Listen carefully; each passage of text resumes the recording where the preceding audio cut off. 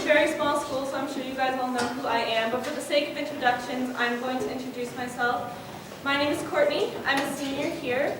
I've been here at Sage since I was in 5th grade, and you probably know me. Maybe you know me personally, maybe you've seen me on stage acting, maybe you've seen me doing props backstage, maybe you've seen me doing the bridge, whatever it may be. But today I'm here to introduce you to a different part of myself. And I'm going to introduce to you someone who has gone through depression and mental illness.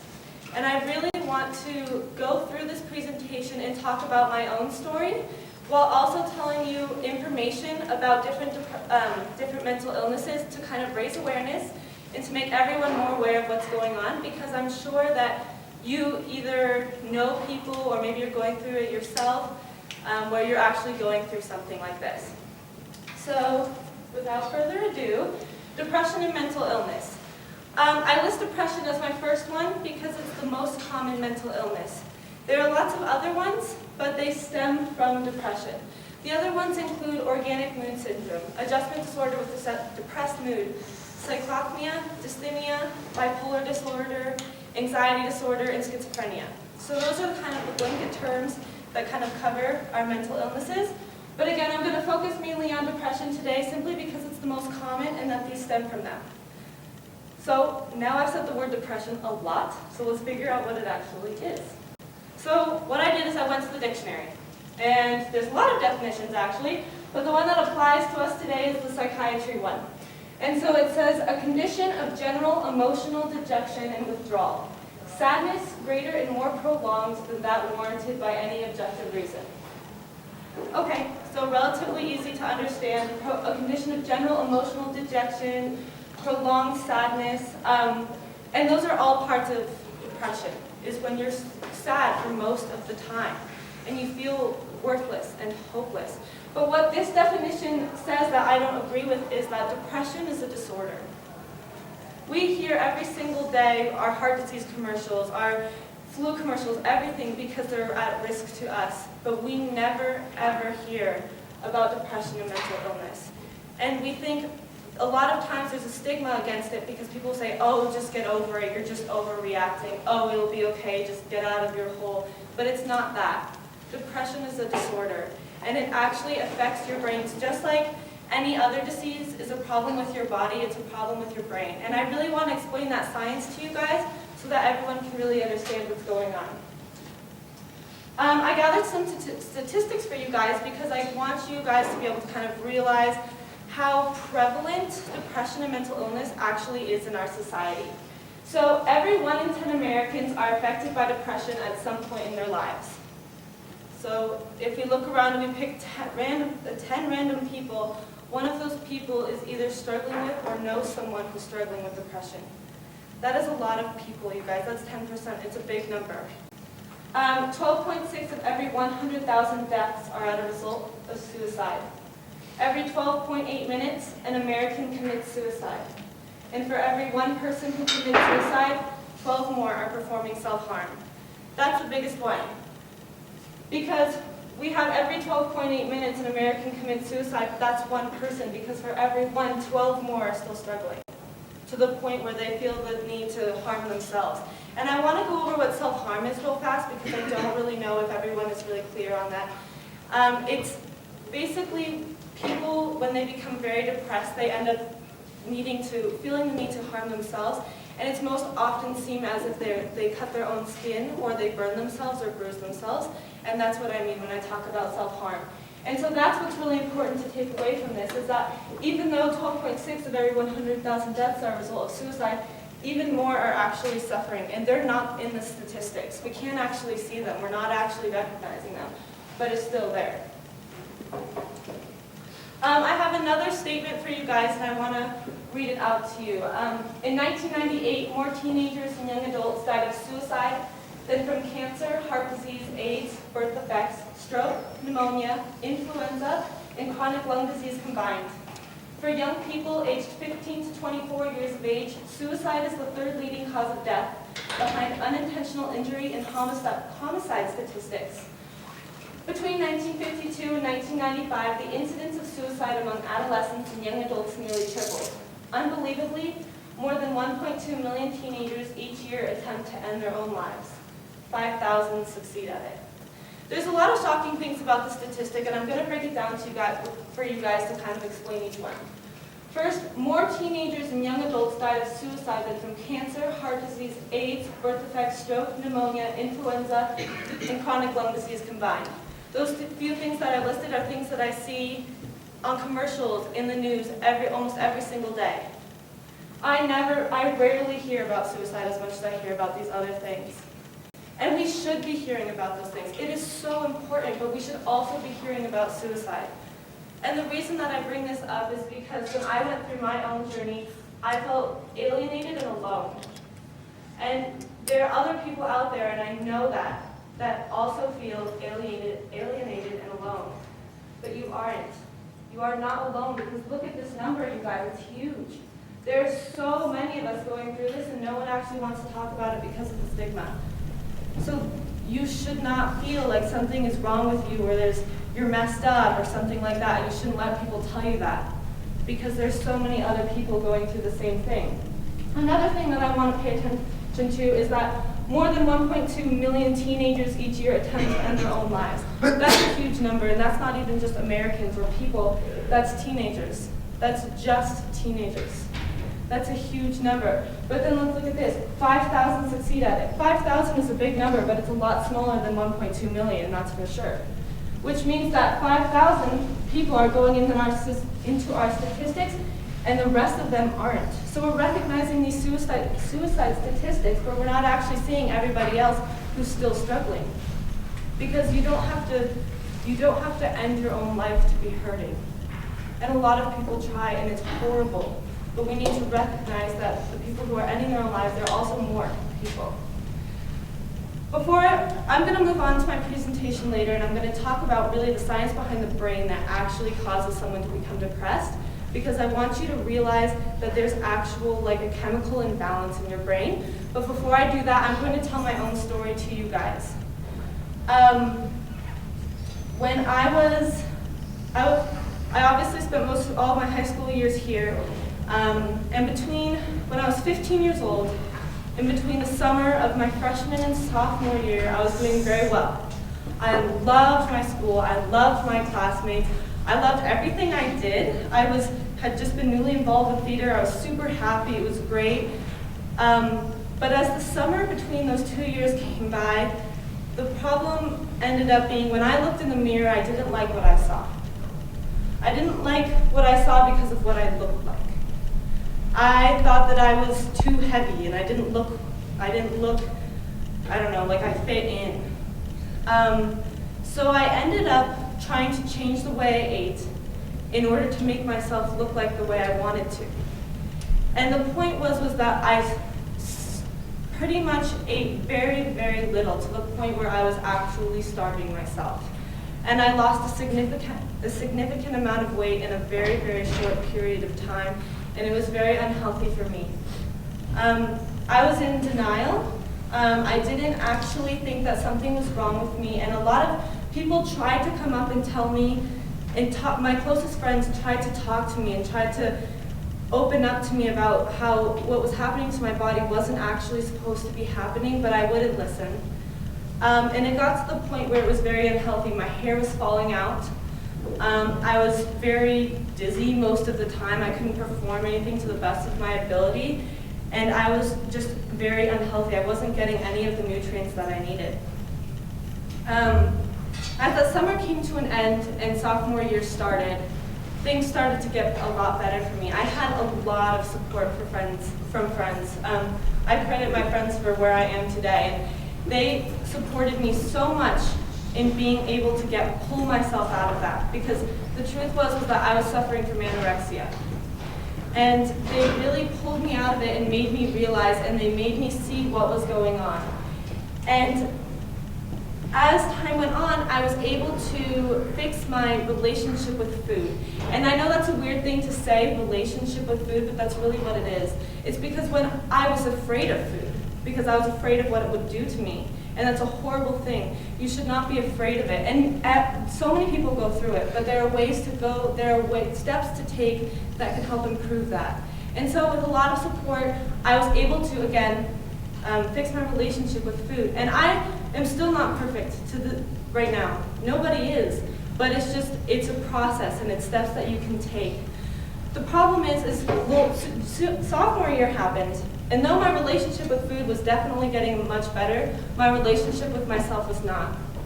The thing is that when you suffer from or eating disorders like that, it's because you have a lack of self-confidence, and you have a really bad relationship with yourself. And that was my problem. And throughout sophomore year, I was doing okay. But then my summer between sophomore year and junior year, things started to get really, really, really bad for me. I was very, very sad all of the time. My family, we used to go up to the lake all the time. I used to love to swim, do water sports, go kayaking with my sister, and I could barely find the motivation to get up off the couch, much less get up out of bed. I hated doing any of the things that I used to love to do. And I was getting 2 to 4 hours of sleep a night because thoughts were keeping me up at night. And even though I was exhausted, I actually just could not sleep. I was really irritable. I fought a lot with my family. I fought a lot with my friends. And honestly, just very, very sad all of the time, very unmotivated. And as the end of that summer, as that summer was coming to a close, I was going into my junior year. And if you're a junior here or senior, you know that junior year is very, very hard. And so I really wanted to pull myself together because I had a big year to go through. And so at the end of the summer, I was telling myself, okay, I'm okay, I'll be fine, turn my life around, whatever. But I didn't do anything to actually turn my life around. And I had signed up for incredibly difficult classes and an incredibly different course load. And as I went into my junior year, I could not do the work that I needed to do. What happens when you're depressed is that it's really hard to do work. I'm not a procrastinator, I'm not lazy. I just physically could not do my homework, find the motivation to do my work or care. And when that happens, your grades start to fall. And I really cared about my grades, and so it made me feel worse about myself. And we all know that when our grades drop, our parents also start to get mad at us. We all know this. And so it was this endless cycle of my grades falling, me being mad at myself, my parents yelling at me being constantly upset. And it really started to really harm me. Where it really hit me was over that summer. I remember exactly where I was sitting. And I thought to myself that I no longer wanted to be here. As in, I no longer wanted to live anymore. I wanted to basically end my life. I could not go through with what I was going through. And that was the moment when I realized that something kind of had to be wrong with myself. There was something wrong. And so I looked it up on the internet. I said symptoms of depression, which we've all done before, and is probably not the most accurate thing, but for this point in time, I felt it was pretty accurate. And I fit the bill for all the symptoms. And it still didn't register for me. It still didn't register that, I was suffering from this disorder. And what ended up happening was I just kind of moved on and pushed it aside and didn't really think much about it, and I didn't tell anybody. When it started to get, I had plans for harming myself, but never to that extent where I would actually end my life. And then I started having problems with self-harm, and I talked to you guys earlier about what self-harm was. And I ended up having a lot of problems with that. And that's really difficult because you end up hiding it from your friends and you end up hiding it from your family. I didn't tell anybody for a really long time, and it became very, very dangerous until my 17th birthday when I finally told one of my best friends. And I started to tell her, and then she guessed. And I made her swear that she not tell a single soul, which was unfair, I can see now, because she was really concerned, and it wasn't fair for me to make her not tell anyone, but that's how I acted at the time. And what ended up happening was one of my friends, another friend, I went on for a long period of time, and he saw evidence on my body and ended up approaching one of my closer friends who I had not told. And she was shocked, and she was really afraid.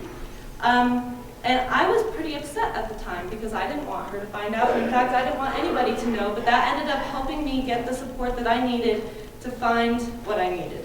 I made them again not tell anybody.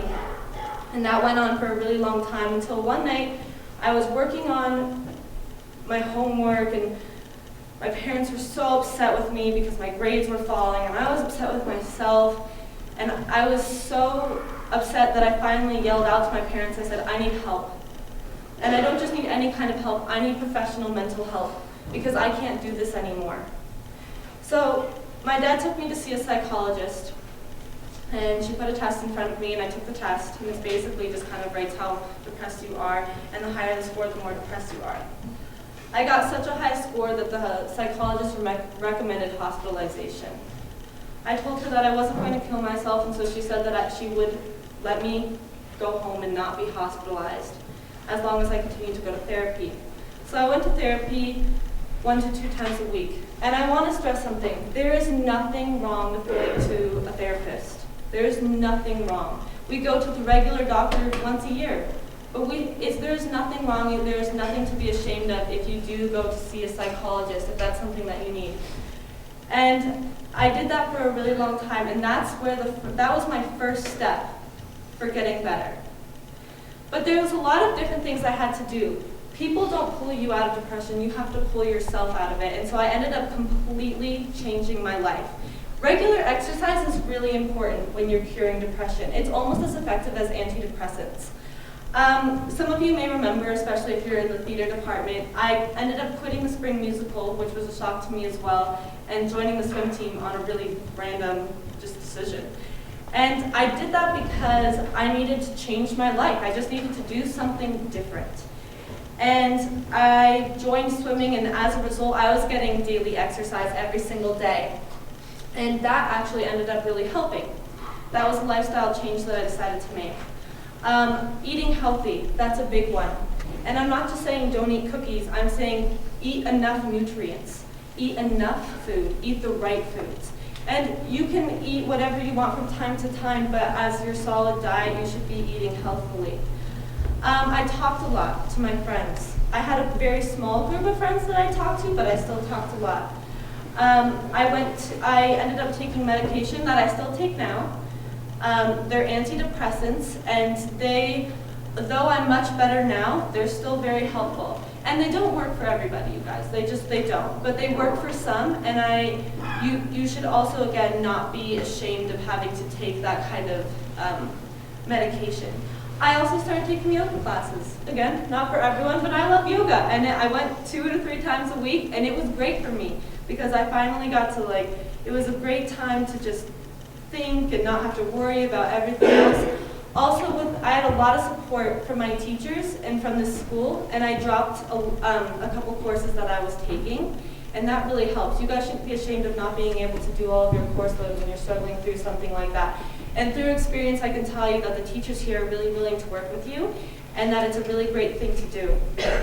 So I really, really ended up changing my life in order to get to the point to where I am. And by going to see a psychologist, I was able to kind of realize the way to handle different things. I journaled a lot as well. It was just a great way to reflect. And it took a really long time, but I've gotten to this point today, which I'm a much happier person. Sometimes I'm driving in my car and I'm so happy I don't even know what to do. I've really changed my life around in such a way where I do things that make me so, so happy. And do things that make you happy, you guys. That's so cliche, I know. But it's true. You just gotta do the things that make you happy, not because your parents say you should or whatever it may be, but because you truly wanna do them. So now I'm gonna go a little bit more into the science. Okay, look at this picture right here. This is a brain scan of someone who is depressed, and this is a brain scan of someone who is not depressed. There's a huge difference, and we can see that. Basically, basically what happens is, I'm going to explain this in a very simplistic way that I understand it. So there are neurons in your brain. Here they are. There are neurotransmitters that travel in between the neurons, and when the neurons are far apart and the neurotransmitters travel a longer distance, that's happiness, that's pleasure, that's excitement, that's where your happy feelings actually happen. When your neurons are close together, what ends up happening is the neurotransmitters travel a shorter distance, and that's anger, sadness, fear, things like that. And that's what's happening. So normally, in a person who's completely healthy, this and this can happen because we're all happy sometimes and we're all sad. Sometimes the neurotransmitters will travel a longer distance when something that makes us happy happens, and sometimes when things make us sad, the neurons will just come closer together and the neurotransmitters will travel a shorter distance. When you're depressed, this is the only thing that's possible. This isn't actually possible. So the neurotransmitters are only physically able to travel a short distance, which means no matter what happens, you can actually only feel anger, sadness, or fear. And that's actually the scientific part of your brain. And so here, this is neurotransmitter activity, and this is lack thereof. And that's what you see in these brain scans, and that's what's actually happening in your brain. Here's a picture of a brain. It's really light, so you guys can't really see it. But there's other parts that are also affected. So here we have the hippocampal formation, which is kind of in the back part of your brain. According to Harvard, the Journal of Neuroscience did a study on 24 women, and they ended up basically measuring the size of their hippocampus, which is that region in your brain. And they found that for women who were depressed, the hippocampus was 9 to 13% smaller than for someone who was actually had a healthy brain. And that's big because the hippocampus controls stress, and stress is a big part of depression. So that part of the brain is really affected, and that stress can help or cause it. Okay, the second part is the amygdaloid complex. I'm not even going to pretend like I have any idea how to pronounce that word, but there it is right there. That part is also, again, it helps control stress. When you're depressed, that becomes a lot bigger, and the activity in it becomes much faster, and that causes more stress to happen. That never shrinks. Once that's blown up, it never goes down, no matter if you get better. So that is kind of some of the brain chemistry. Okay, I'm going to go into some of the causes of depression for you guys. So depression can either be genetic or it can be situational. Sometimes it's in your genome, and maybe if your parents or your grandparents or aunts or uncles, you're at more risk if people in your family are suffering from it. Sometimes though, it's situational, which means that your situation is causing you to become depressed. Maybe things at home are difficult. Maybe things at school are really difficult. Maybe you face a lot of negative comments from other people, and that can cause you to become depressed. That's why I have difficult home life here. Sometimes that causes it, and that's a situational cause. Pressure to excel. We all get pressure to excel.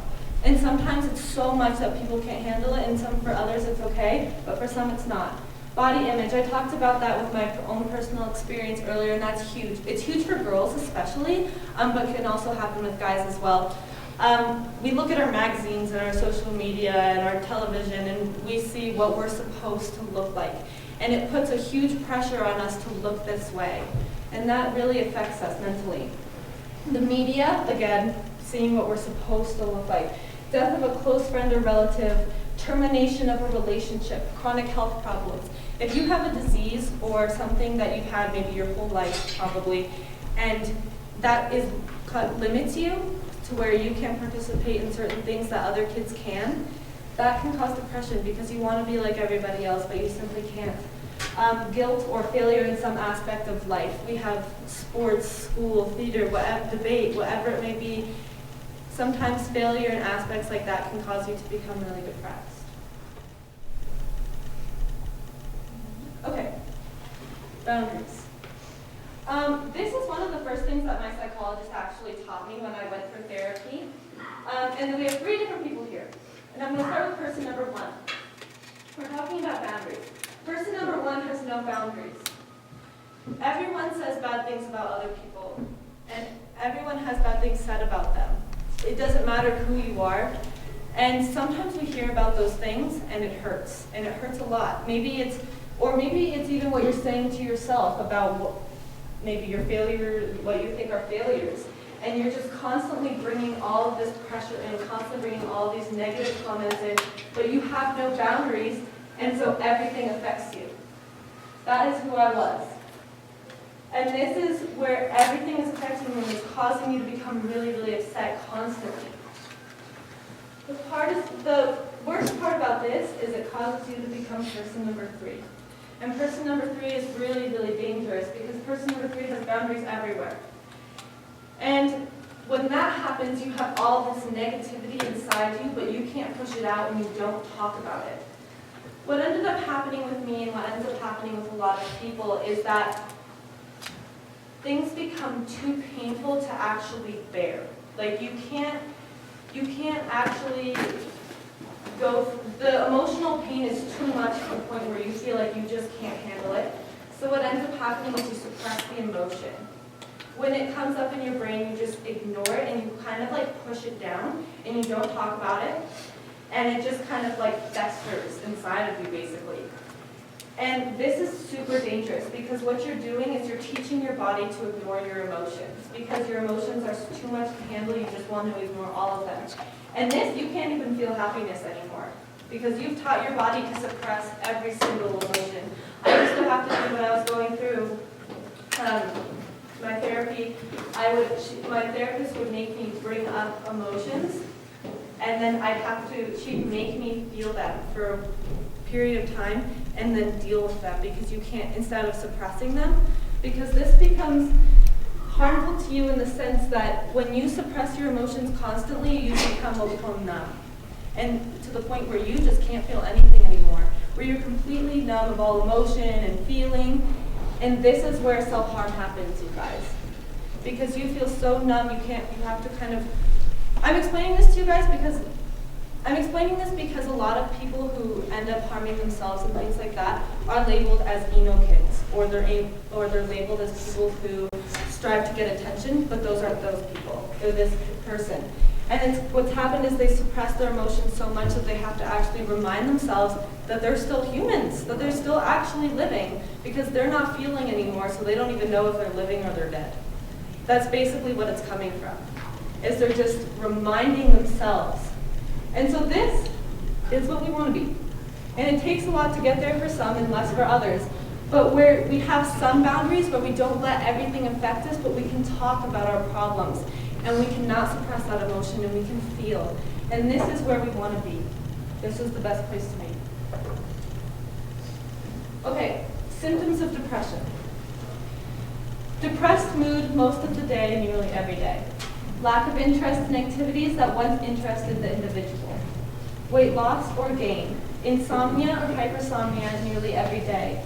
Psychomotor agitation or retardation nearly every day.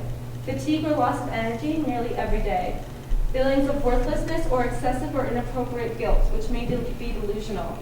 Diminished ability to think or concentrate or indecisiveness nearly every day. That's big in school because when you can't concentrate, it's really difficult to excel in school. Recurrent thoughts of death, not just fear of dying, recurrent suicidal ideation without a specific plan, or a suicide attempt or a specific plan for committing suicide.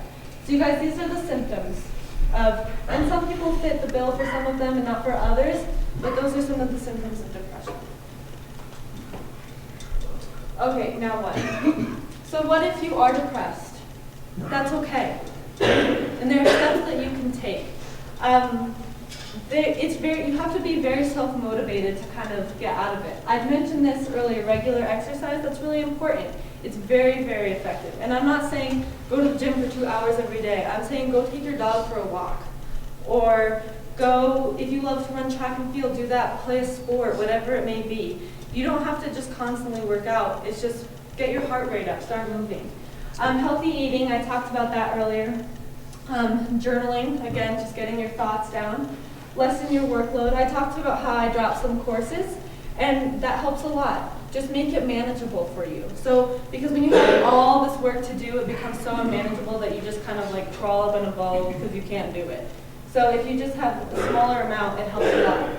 Talking. It's important to find your people, the people that you can talk to.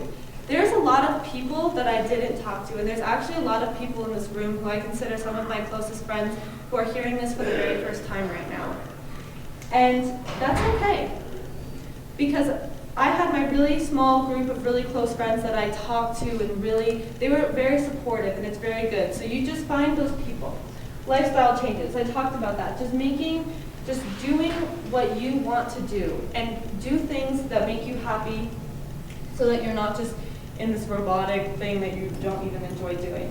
See a psychologist. That doesn't work for everybody. I have a lot of, when you become depressed, you actually meet a lot of people who are going through the same thing that you are. And I have a lot of friends who have tried this and it doesn't work. And I have a lot of friends who have tried this and it has worked really well. But what I have to say is try it. And don't just go once and then never go back. Go a couple times, see how it is. And it's for some people and it works great.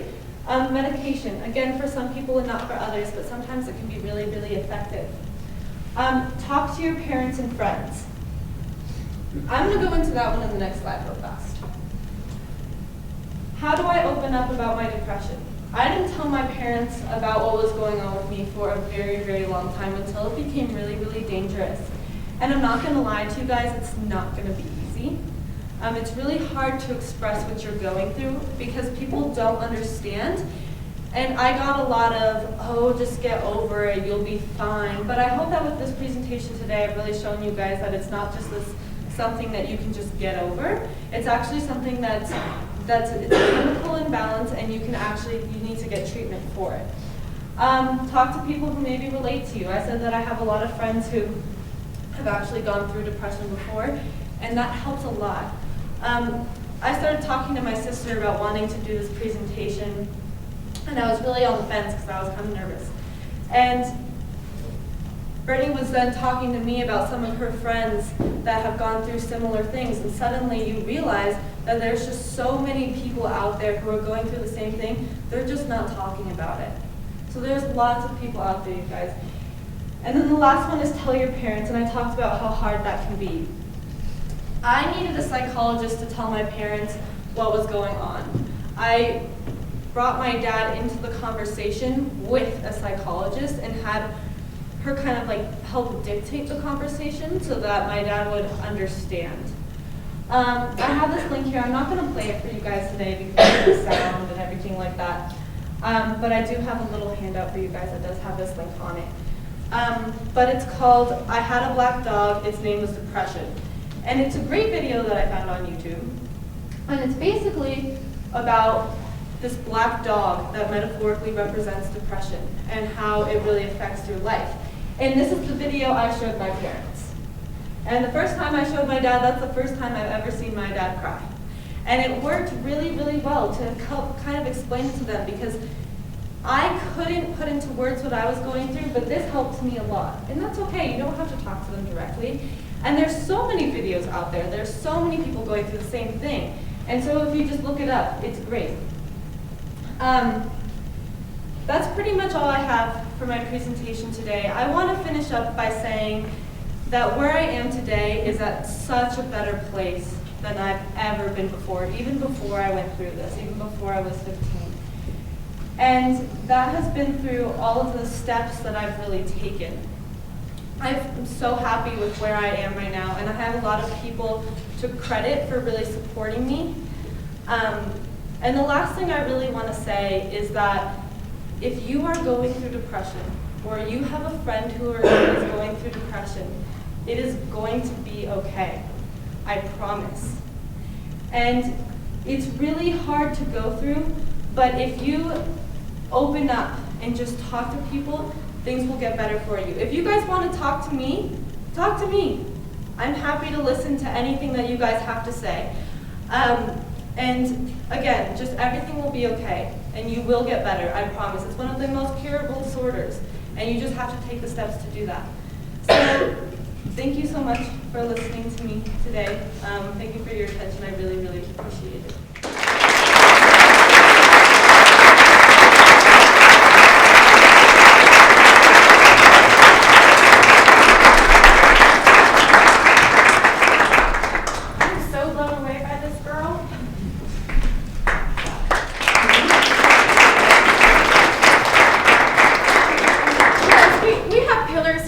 That we refer to all the time. And I think Courtney just provided us an amazing example of courage. What it takes to get up here to talk about something so personal in front of all of you, and as she indicated, even some of her closest friends didn't know about what was happening. I'm floored. Thanks, Courtney, for sharing that with us, you guys. I think an important message to take away is that if you are feeling symptoms of depression, that there are absolutely people and places that you can go to for help. It's a scary thing to go through, particularly when you feel alone. So, Also, I have you guys on the tables, just as you walk down the stairs, there's one there and there's one on there. I've made handouts that kind of summarizes the information I told you guys today, as well as phone numbers to call and websites to go to, so please grab one. Just everyone grab one. It would be awesome to have that information. the emphasis on Courtney's thesis was about finding better ways to screen for mental disorders and mental illness, and she's obviously, found that topic through her own personal journey. And I think we should thank her once more for getting up here and sharing such a really deep personal part of her.